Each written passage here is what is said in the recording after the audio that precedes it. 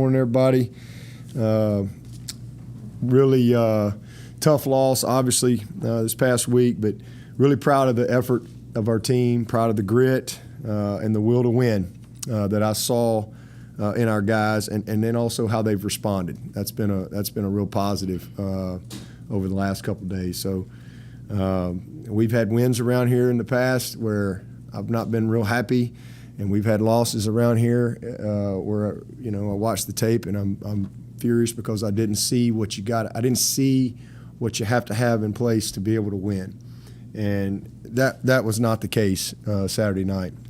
Everything from a intangible standpoint that I think you got to have to win was on full display with our kids. Their fight, their heart, their will to win, their expectation, was tremendous. Their toughness, all of those things. We certainly got a lot to learn from that game. We got a lot to improve on, especially offensively. But we will, because we got a team that cares, and it's very important to them. But we got to improve our precision. We got to improve on our details, our fundamentals, and we got to eliminate the critical mistakes. That's what football is all about. I mean, football punishes you for mistakes, and it rewards precision and details. And that's what the difference in the game was the other night, was just mistakes and just details and fundamentals offensively, because we played well enough to win in the other two phases. So, but I will say this: I think we got a chance to be one of the better teams we've had around here.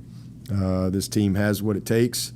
And if we make the improvement that we're capable of making, and we stay healthy, I think this, when it's all said and done, this will be one of the better teams we've had since I've been the head coach. I love these guys, and it was a really tough, hard-fought game. And if we'd have won 10-3, we'd have the same problems. We'd be sitting here today with the same issues. It wouldn't be anything different. We'd still, it's just better when you come out on top. But those type of games make you better. And what I saw from my perspective in all my years of experience, this team has what it takes. And so that's exciting to me as we move forward. But definitely got a lot of work to do, and excited about it this week. Injury-wise, I think we're going to get Trotter back next week, hopefully, but he'll be clubbed up. So, all he could really do would be able to play guard and just be an extra guy for us. Which still, he's got a lot of knowledge, and he's a functional guy, but not going to be able to snap for a little while, but should get him back. As I said last night, Xanders is going to be out for the season, and go ahead and do the surgery on him. Big loss for us, but thankfully we got some good depth there. EJ, in a little bit of a turn of events there, he really wants to try to play, so we're gonna see where he is today and tomorrow, see if he can do it. And, talking to Dr. Brown, they think. I mean, he's gonna have to have the surgery. It's a little ligament right in his thumb, but he thinks he can play. So we're gonna try to tape him up, split him up, and see how he does in practice today or tomorrow, and we'll go from there. So that's still gonna be kind of up in the air, and hopefully he can play, and we'll be able to do it when the season's over. But other than that, we're in a pretty good spot injury-wise, especially coming out of a game like that. And I think that's a credit to our staff and how we train, how we practice. Because that was an incredibly physical game, and again, pretty good shape there. Excited about this week, South Carolina State. Buddy Pugh is a friend. He's a guy. He's a man that I have a lot of respect for, as well as him being a great coach. Just one of the better people you'll ever meet. So always enjoy getting a chance to see him. They're coming off of a explosive game against Alabama A&M, and 41-42 game, but they had a lot of points, and very explosive on offense. They had 11 explosive plays. Led by their quarterback. Quarterback's very athletic. He's fast. He's going to be a great challenge for us in being able to handle a very mobile quarterback. We're going to obviously see a lot of those guys as we go through the year. So I think that's a good challenge for our defense. They're led by their running backs. Flowers kid transferred in from Wake Forest. He's a good player. We've seen him when he was at Wake as well. Got a great receiver. Number one there, I think he had like 1,000 yards in a very short season this spring. So he's a good weapon for them defensively. Their back seven is very experienced. They got a Player of the Year candidate at corner.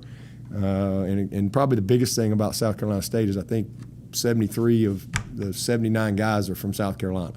So these kids will be excited to play, and looking forward to competing against these guys. But for us, just again improving our team, improving our details, our chemistry, our fundamentals, eliminating those critical mistakes. Building upon the good things that we did in the game, because there were a lot of good things in the game this past week, and just continue to move forward. So, and then getting back in the Valley, this is something we've been looking forward to for a long time. I'm happy for our fans. I know it's going to be a great environment. Our players are super excited. I mean, that was one of the best things the other night. I mean, just and you forget. I mean, we got 2 freshman classes that have yet to experience that. And it was awesome. It really was awesome. The roar of the crowd, the pageantry, the ebbs and flows that come with it, was really just great to have back in the game. And I'm excited for our guys to be able to experience Death Valley these next couple weeks. We're going to be here, so going to be a great experience and a great opportunity for everyone. And again, look forward to just continue to move forward with our team, and then really happy for CJ. Man, what an amazing opportunity! What a great year for CJ. He's got a baby on the way. He's married last year. He's coaching at his alma mater and going into the College Football Hall of Fame. All in a short amount of time. So it's really, really awesome to just be able to be a part of that and to see how far he's come on his journey. Really proud of him, and I know that's going to be a special moment for everyone. And Clemson people, they've got long memories, and they all love C.J. Spiller, as they should, and so do I. So really happy for him to have that moment, and know y'all enjoy visiting with him. With that, I'll take your questions. Dabo, just to clarify on E.J. Williams, has he not had the surgery yet? No, he has not. We were going to go ahead and do the surgery, but he thinks he wants to give it a shot, and Dr. Brown thinks he could do it. Could go ahead and do it now, and he'd be out, probably 4 or 5 weeks.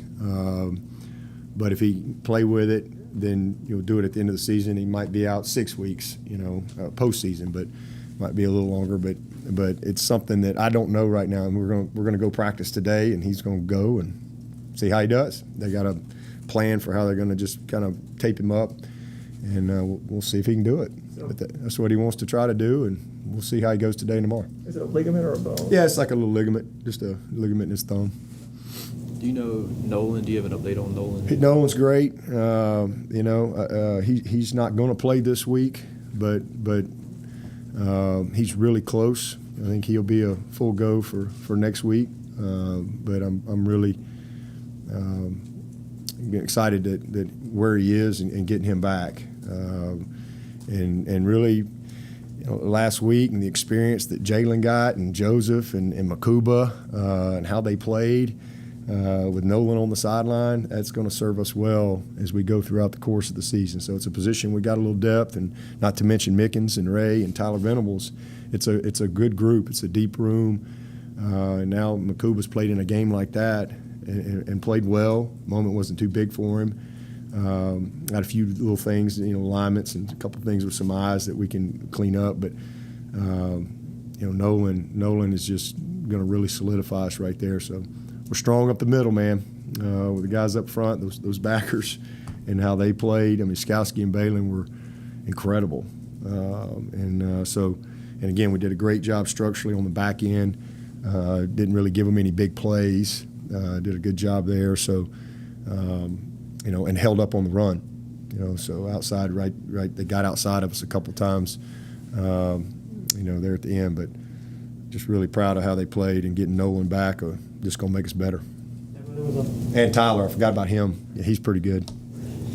There was a lot of talk for, I guess, 8 months or so that Ohio State had sort of cracked the code with their varying tempos and how it was been able to adjust. It seemed like you guys were set each time they tried to push it. What was the key to that in your mind? Well, we're just a much more veteran group over there. We're deeper. We're these last 2 years we just haven't been quite as good. We've been young or injured or whatever it's been, and we just not quite the veteran group. That 19 and 20 team, we were 19. We were really young. All those guys were gone. A lot to learn, a lot to teach. And then last year we were injured, or COVID, or whatever it was. We had a very thin group, and a lot of our best players didn't play. Xavier was out, in and out all year, and nowhere near the best version of himself. Miles was a freshman. Tyler Davis got hurt. Brzee got hurt some. We just didn't have a lot of depth. And then Foster out. So we just weren't quite as good. And we've just gotten better. We've learned. We worked hard on it this spring. Worked hard on it in fall camp. And again, we're just an incredibly seasoned group. We're just got a lot of water under the bridge over there, everywhere. You look at the experience that we have, and everybody learns from that experience. So really proud of them. Thought they did a great job. We were physical. That's a great offensive line, and we really did a good job. We were just, again, fit things up better. We structurally were better. We didn't give up the big plays outside of a couple of those two PIs. I think they took about 10 shots and hit two, where they more than 10 yards down the field. And so we just did a nice job and held up front. But the backers, Skowski and Balin, they're the key. They make it go.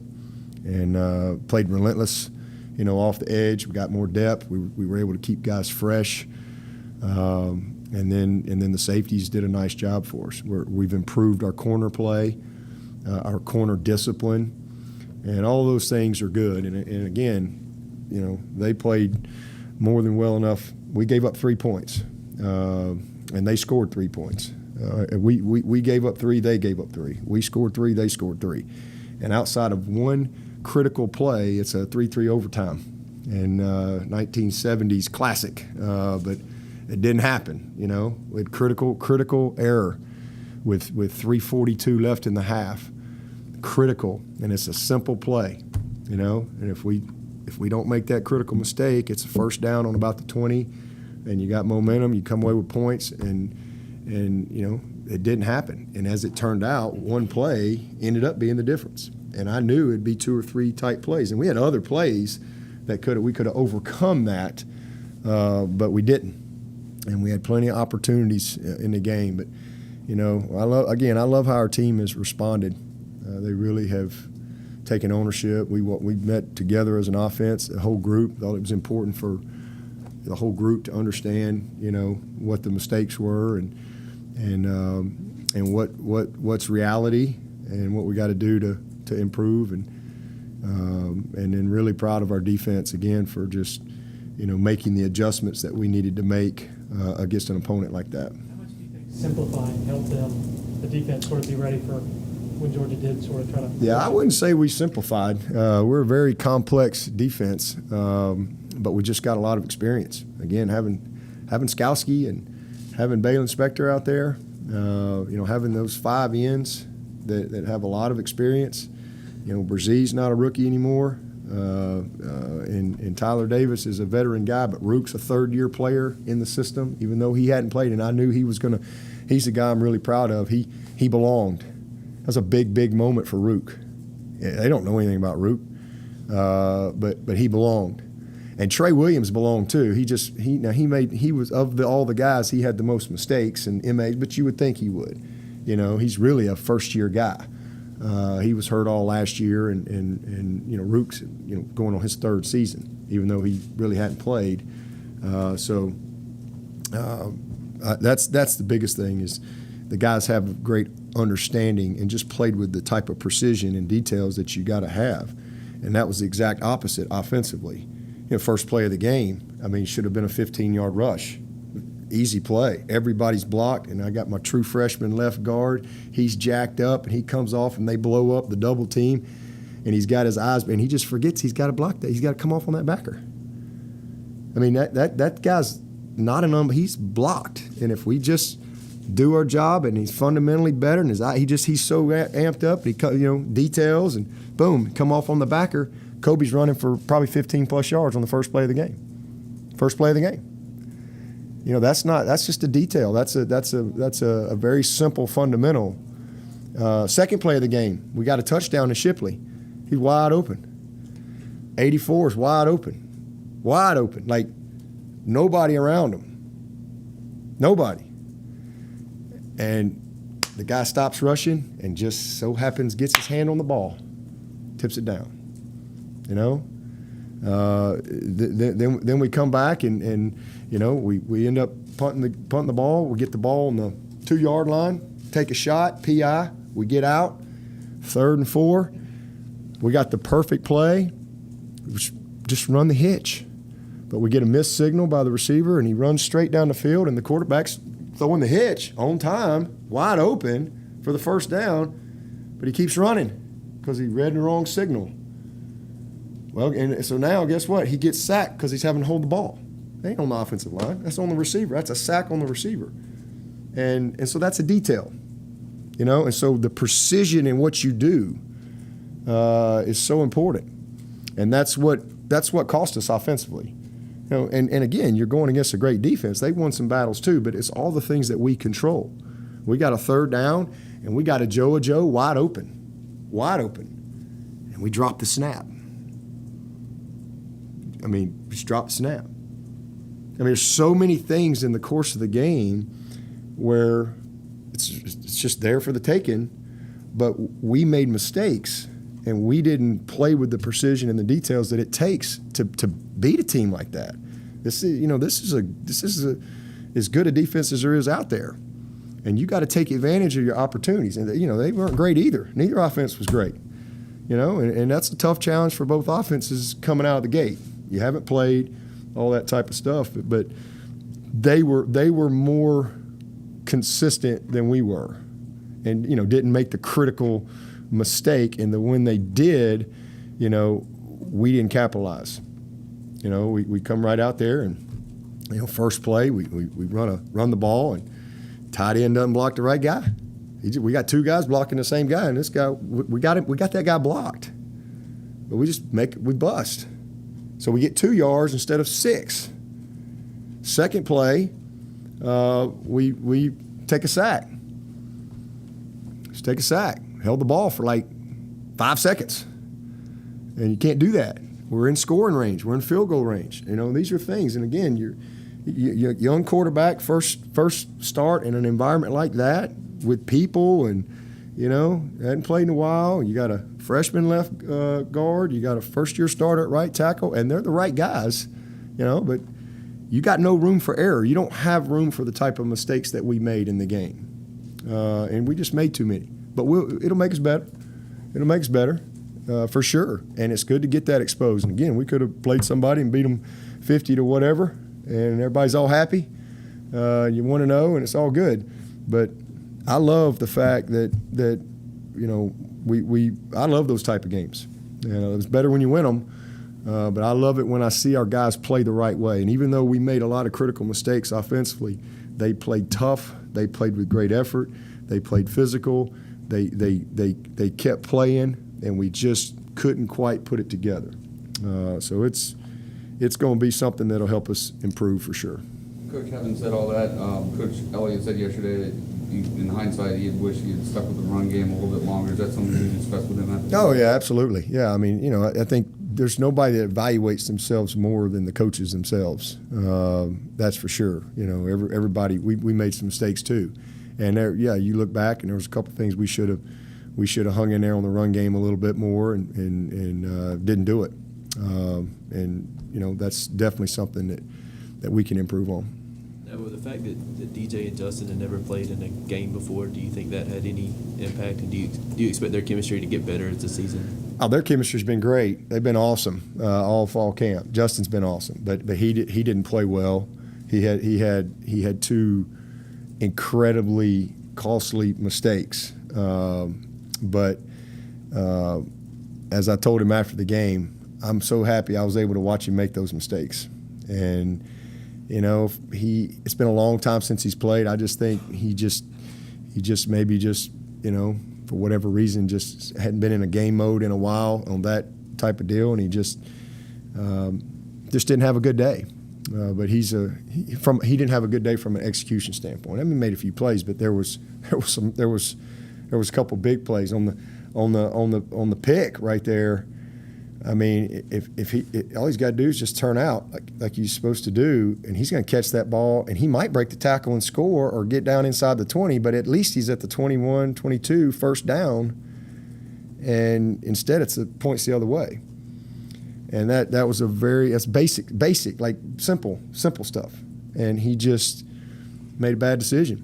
But I will promise you this, there ain't nobody cares more than that guy. And he was very down on himself. And, hey, I'll win and lose with that guy any day. I'm just happy he was able to go out there and be able to make a mistake in a football game. I'm happy for him. But all that other stuff, we'll get better from it. That's just a part of his journey. This guy is special. And same thing with the quarterback. I mean, he's had an unbelievable camp. When he played last year, he played really well. But again, that was a little different deal for him. And he didn't do the little things well.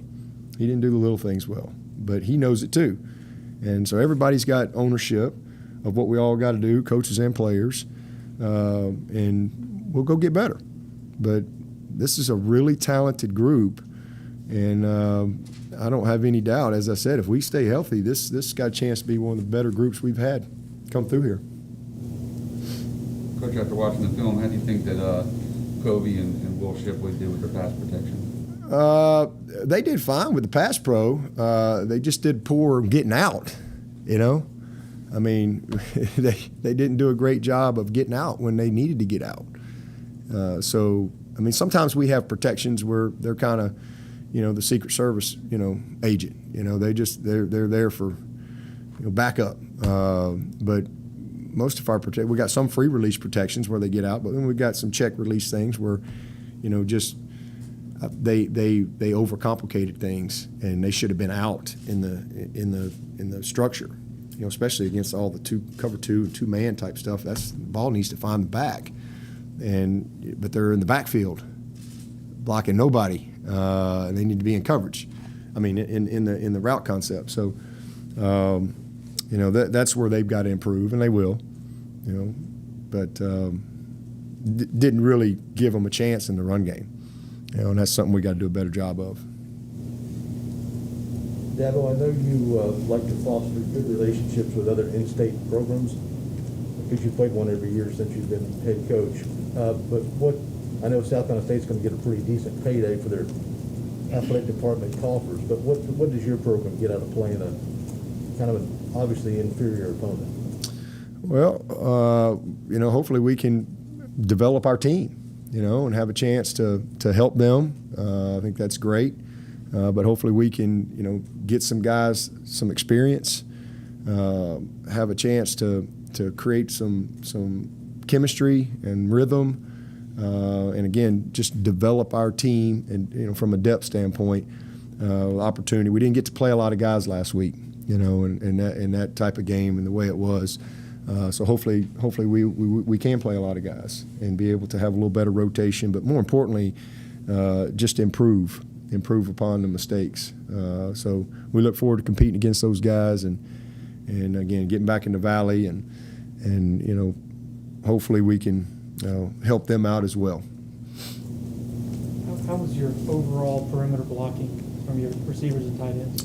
Well, we had a huge bust on the one. Just critical. We got 2 yards, but we should have got 6 or more.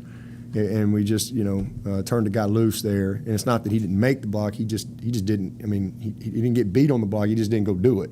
And so that was disappointing. And then we had one other instance where we just didn't come flat like we needed to, but the receiver didn't have the right technique either, so he didn't help him. Where that should have been a really nice gainer for us. So the timing of that was off.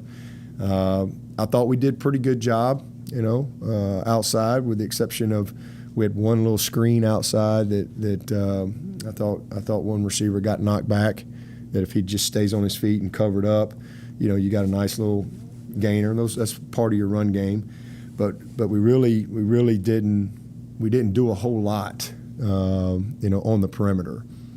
From a run game standpoint, and we didn't throw a lot of screens, so we'll see how they go as we go through the year. But I think we got a good group out there that'll do a great job. Dabo, you were talking about Marcus Tate on that one double team and get up to the back or otherwise. I mean, how do you feel like a freshman played this first? He played tough. He played physical. Not very good fundamentally. I mean, and again, it's the first time this kid has played. But he's the best guy. He's earned it, and sometimes, it doesn't always just carry right over to the field. And so, he's practiced well. He's practiced well against good people. It's not like he hadn't seen good people. He's been blocking. He's been going against Brazil and these guys, all spring and all camp, and he gives us a great presence in there, and he's going to be an outstanding player. He's big. He's athletic, But there was things in the game, with just footwork, stepping with the wrong foot, stepping under, really understanding where the play is going and not, pinning a guy, not letting him get beat over the top. Just some fundamental things with his hands he can do a better job of. A couple things protection-wise, where we got to stay square, know where your help is, et cetera. So just lots of little details. But his effort, his physicality, his willingness. The moment wasn't too big for him or anything like that. We just gotta improve from an execution standpoint and some details and fundamentals. Dabo, one of the bright spots offensively was Joseph Ngata. After all, you talked about how special he can be. How rewarding was it for you to finally see it on the field play out the way it did? Yeah, he's good. He hadn't really played since his freshman year. He had a few plays here and there last year. That's about it. So, that's what I saw his freshman year, backing up T. And I'm like, man, this guy's getting ready to be a dang superstar. And then last year, was what it was. And then he missed, came in early part of camp and tweaked his ham again and missed some practice. But the last probably 12 days of practice before the Georgia game, he was awesome. And I mean, practicing, every rep was a game rep, and so he just carried it right to the game field. So it was great to see, and great for his confidence. He made some huge plays for us, and Frank was productive. I think he had 5 targets and 3 positives. He had 1, and then he had 2 PIs that he drew. So those are he had 3 out of 5 positives. He had 1 other play I thought he had a chance on. With a little better technique at the top of his stem. But, all those guys did a nice job. We just, Justin did not have a good game. He did some good things, but the standard that we have for him and he has for himself, but that guy hadn't played in 600 and something days. And again, for him, it would have been nice maybe to have a little different game to kind of go get your feet wet, but it is what it is, and it wasn't from a physical standpoint or anything like that. He just mentally, had some critical errors. No, but what have your conversations been like with Justin since the game? Where do you feel like he is right now mentally and ready to bounce back? He's locked in. He's mad, and he was locked in before. He had great preparation. He had unbelievable practice. He was just very disappointed in himself, and. But complete ownership of what he's got to do, and you'll see it. He'll be fine. He's gonna be just fine. Is that a case of game speed not being practiced? I don't know if it's game speed or just hadn't been in that type of mode from an energy. You know, just I mean, it's just a lot going on. It's been a long time. You know, plus who knows what he's dealing with. You know, and he just mentally just made mistakes he doesn't make. Physically he's fine, but mentally he just made critical errors, and he hadn't done that in practice. So I just, you know, I don't know, just had one of them days. It happens, but he'll bounce back. He's gonna have a great year. All those guys are. We got an outstanding group out there, and you know, again, it's one game, and we got a long season ahead, and a lot of good football ahead. And if we can stay healthy, this is going to be a great football team. Coach, I think you used Will Taylor for the most part on punt returns. Is the plan still to use Justin there at some point? No, we're gonna go with Will. Justin is ready, but we're gonna go with Will. He did a great job, and we got him in there on offense a little play or two, and you know, he's a guy we'll continue to work with some. He's still learning the totality of the offense, but he's got a really unique and dynamic skill set, and he's, you know, that he don't flinch. I mean, he's going to be a really good player. What does it say about him that he's been here a few weeks on campus and y'all are throwing him in against Georgia at quarterback? Says a lot. Says a lot about who he is and what we think of him. You guys played big games last year, but the crowd, it seemed like everywhere the crowds were almost double. I mean, they were just electric everywhere. I know you played in that. Were there challenges, difficulties, getting back to normal after a year where maybe communication and calming emotion might have been a little bit easier? I mean, I think that was, you know, again, we got two freshman groups that hadn't experienced that, so that's going to serve them well, you know. I mean, definitely different. It's different. I mean, you can't prepare for that. You just can't. You just got to experience that, and then you grow from it. And I thought they handled it well. You know, again, we had some mistakes. You know, it was just too many, you know, this and that, you know, across the board. But I would say it probably impacted a little bit because you got so many guys that just haven't experienced it, and until you do, it's hard to really process it. We had, you know, a drop snap, but, you know, does that have anything to do with the crowd? I don't think so. You know, but I thought they handled it well for the most part from that standpoint. Energy was great. They, you know, it would have been easy. Like DJ, for example, he didn't play well for 2.5 quarters, and it would have been very easy for him to keep going, and he went like that, and I love that. I love that.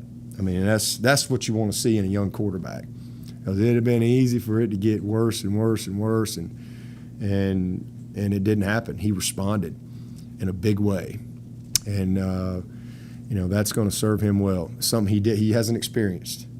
He has zero experience of that, and now he has, and he's doing it against an elite group, and made some big time throws. But had a lot of mistakes too that he's got to improve on. Dabo, y'all talked about obviously wanting to get the run game involved a little more. That's something you wish you did. With the snaps that the running backs did get, the carries that they did get, I mean, how were you able to kind of evaluate that, if at all? Oh yeah, we didn't really give them a chance. You know, we only had 7 plays in the whole first quarter, and I think that was probably more of an issue than the crowd or anything like that. We had 7 plays, and so you got a young quarterback sitting over on that sideline, and I think that probably affected him more than anything. Now all of a sudden you feel like you finally get to go play and you got to do too much, you know, and that I don't think that was like worst case scenario. And you know, we had a couple mistakes on defense on the first drive. You know, we get the delay, you know, and they get the third down, we back up too far, then we get a delay penalty, and they punt us deep. I mean, the punter was the MVP of the first half. So now you got bad field position, you get off your script, you know, but we got it out there. The second time we're on the 2, you know, and we got a drive going and we bust on an easy play. Easy, like easy first down, and we bust and get a sack, and then you don't get back on the field until the second quarter, and it's just, I think that was probably more of an issue for us. We never really got a chance to get in the rhythm of the game because you're so ready to play, and then all of a sudden you don't get any rhythm. You're sitting, and then it's like all of a sudden it's like magnifies, and you know, every little moment. And a young guy, you know, doing a little too much. Now all of a sudden you get away from some fundamentals, pocket presence, footwork, you know, just basic stuff that we can do a better job of. And but that was probably a little bit of an issue. The running backs, we just didn't give them. We didn't really ever give them a chance. You know, those guys are going to be outstanding, but it's kind of hard to evaluate them. And we only had 60 plays, 61 plays. You know, I mean, just didn't have enough and didn't give them enough opportunity. Dabo, I know you spoke about your admiration for Buddy Pugh. In your eyes, what is it about him that has made him so successful for so long? Consistency, you know, just who he is as a person. I mean, he's a servant leader. He's awesome in the community.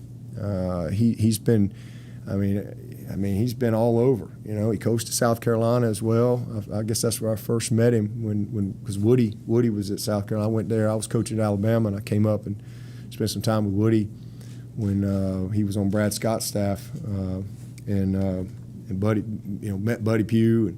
But I've just his son worked here, so I know the type of father that he is, and I've just seen him in so many different settings, and just his consistency, his love of people, and how he's always loved these kids.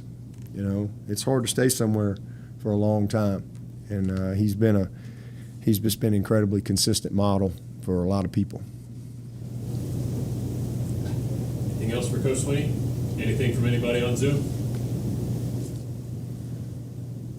All right, with that, we'll dismiss Coach Swinney. Everybody will